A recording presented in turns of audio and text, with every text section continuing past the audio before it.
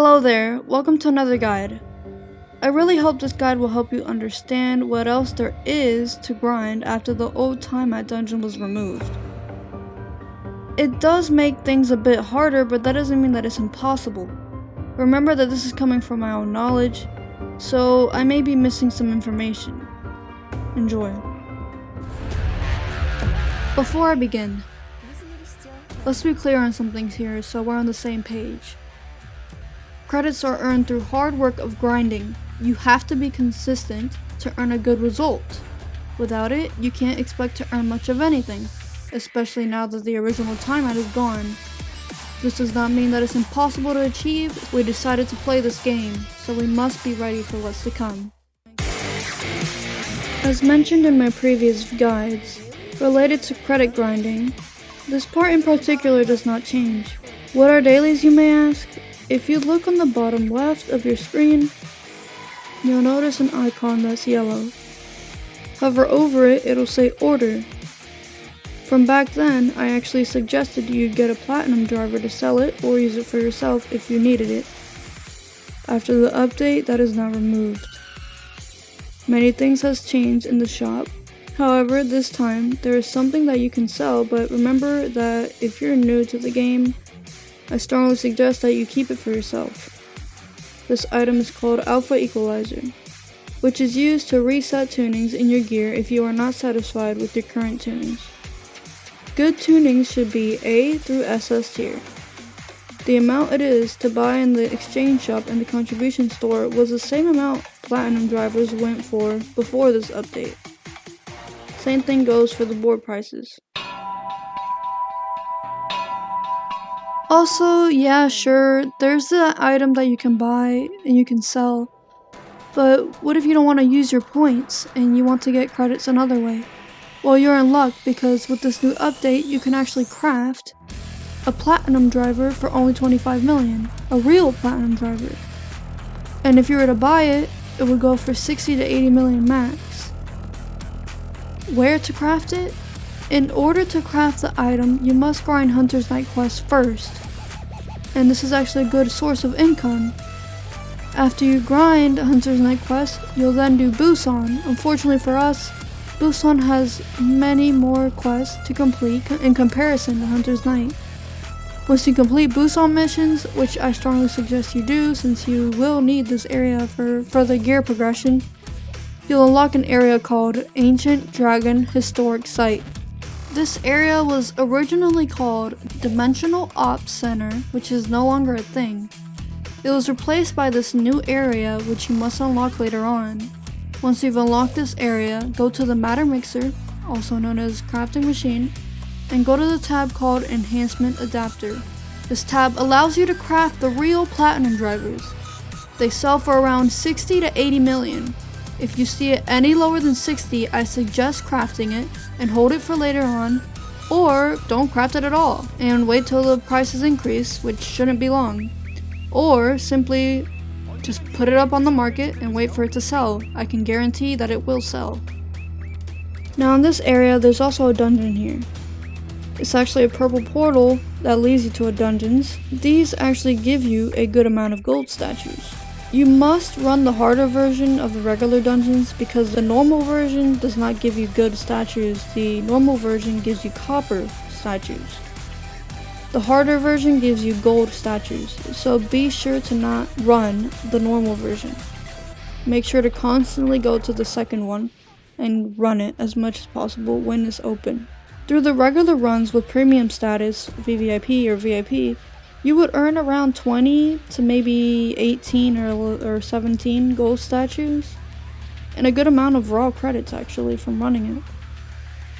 There's a bar below this, and you will see that it's basically telling you if you clear it as many times as it shows, you will earn materials as you complete them. Once you unlock all the stages as you progress with your quests here, you need to make sure that you are running the correct bosses. When I began, it did confuse me, so it's best to tell you so you don't go through what I had to go through. As you can see, there's two specific bosses underneath the regular dungeons in the top.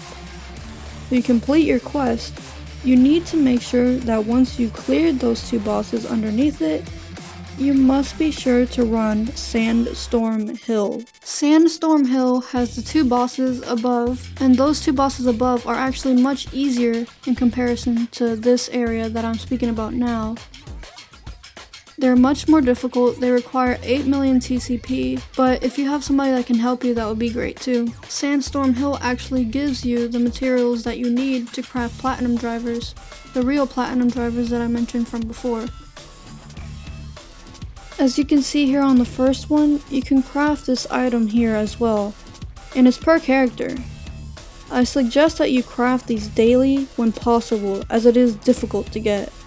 Though don't be too worried on them, as you will earn them as you run the quest.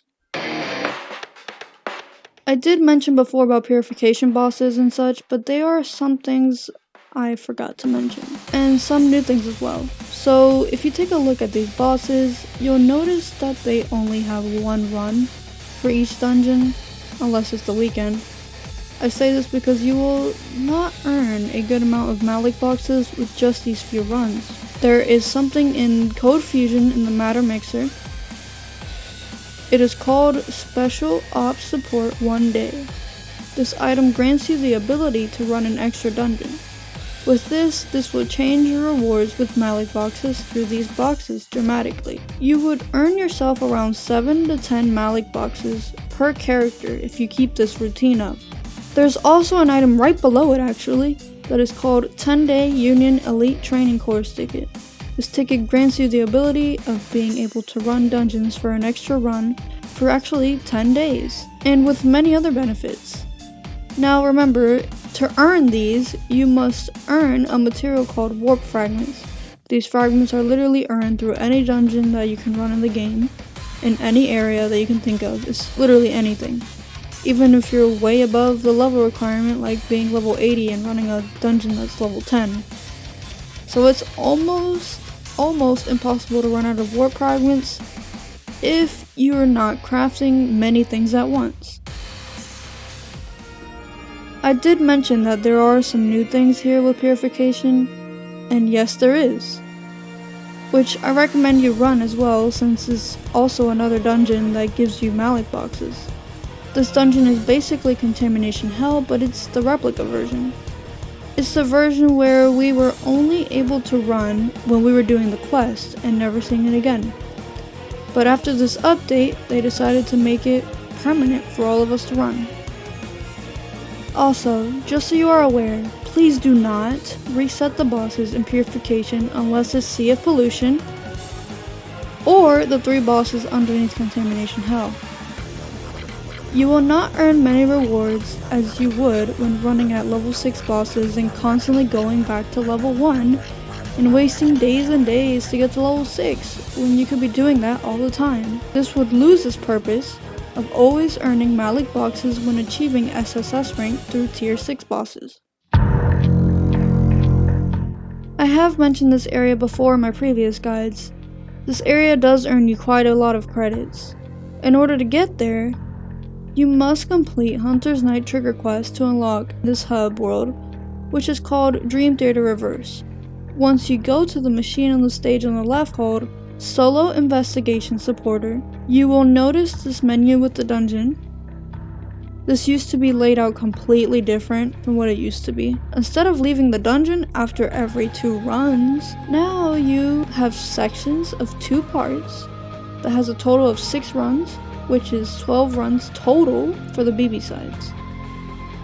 The BB sides are the smaller icons that are connected to the BB boss runs.